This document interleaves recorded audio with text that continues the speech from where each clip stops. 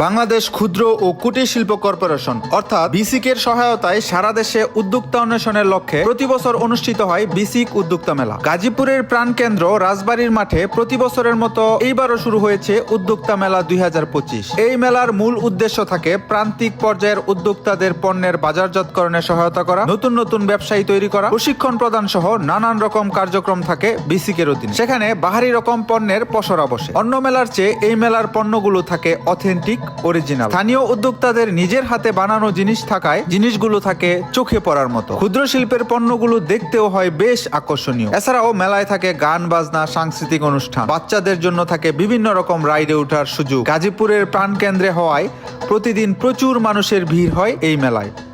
10-15 দিন ব্যাপী এই মেলার স্থায়িত্বকাল থাকে। পরিবার পরিজন অথবা প্রিয় মানুষকে নিয়ে এই বসন্তে আপনিও ঘুরে আসতে পারেন এই মেলা থেকে।